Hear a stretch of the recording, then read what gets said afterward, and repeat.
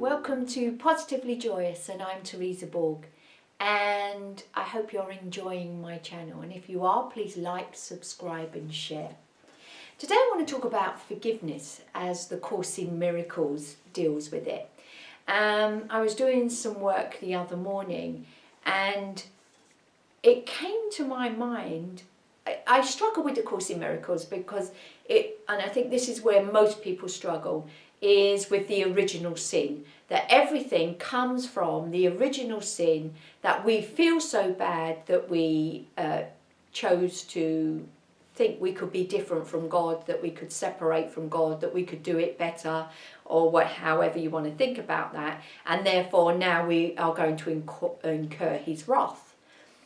And I've always struggled with that because I kind of get it now, but I didn't really believe it.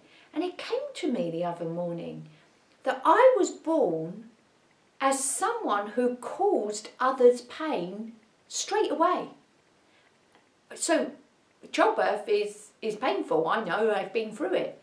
And so as soon as I'm born, I already know, because I am the mother as well, there's no separation between the baby and the mother, even when it's outside of the womb, in the early days as such, then I know that I've not only caused somebody to suffer very badly, therefore I'm going to feel guilty and a sinner before I've even started, even drawn my first breath, but also that I've caused my own suffering as well because it's traumatic for the baby.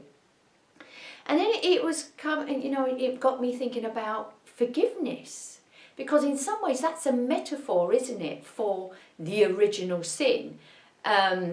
If we look at that objectively, obviously, that's just part of the process. That's the way it's been set up. The child hasn't chosen to be different to the parent, didn't choose to be born, all of those kinds of things, didn't mean to cause the suffering.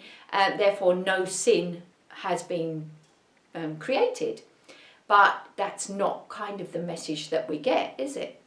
And then I was doing my work on this, and it said about overlooking sin is the formless prayer. Because then your life becomes prayer. So the Course in Miracles teaches us the only way to truly forgive is to overlook. Because if you've done something and I don't even see it, I don't even recognize it, then there's no sin being committed and there's nothing to forgive.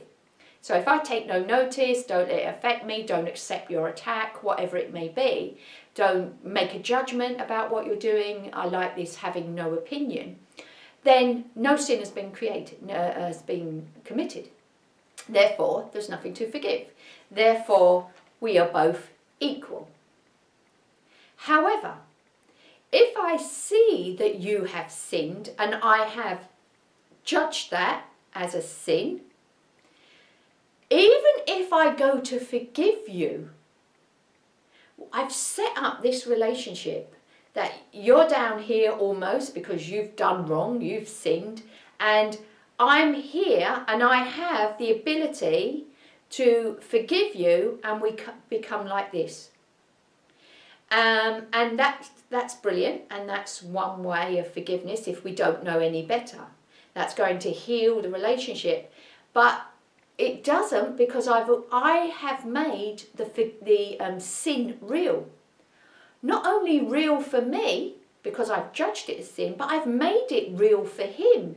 Because if I didn't react to anything he'd done, he wouldn't have any opinion on it or any negative judgment on it or beat himself up for it, let's say. And therefore, no sin took place. Therefore, we're like this anyway. But it's almost like I'm lowering myself, if you like, to forgive you, which means I must have thought myself better in the first place. Well, that's not very good for you to start with anyway. So forgiveness is almost, defeats the object. So if there's no sin, there's no differentiation between me and you, no differentiation, we're balanced, we're one, we're equal. So I thought that was really interesting. because the treachery of forgiveness, it says in, I think it's lesson 125, is you stoop to forgive the lower one. You share the guilt, making it real for both of you. And if you ask for forgiveness yourself, you have still made it real. And so it's a really important thing, because then the course goes on to say about bargaining. I will forgive you if you meet my needs, for in your slavery is my release. I'll read that again. I will forgive you if you meet my needs, i.e., if you say the right thing, do the right thing, you're sorry enough, or you make amends, then I will deign to forgive you, because you've met my needs, my criteria, if you like, for my forgiveness.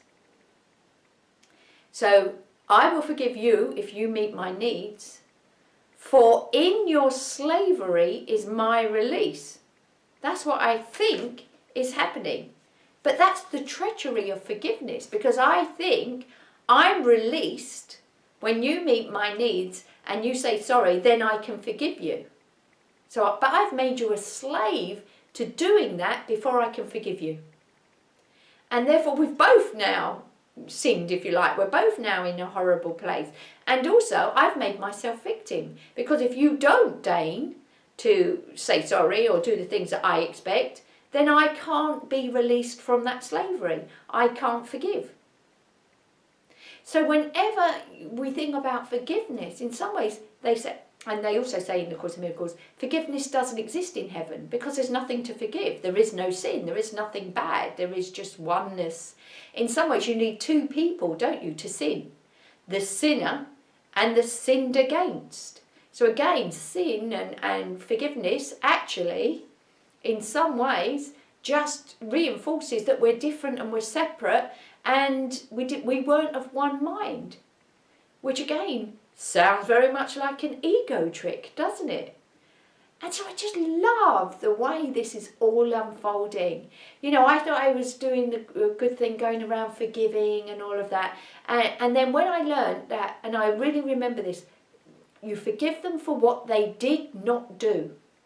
I have to not see any sins, see any negativity anywhere. Therefore, there's nothing to forgive. Therefore, they're free and I'm free, and it's always peace. Nothing happened.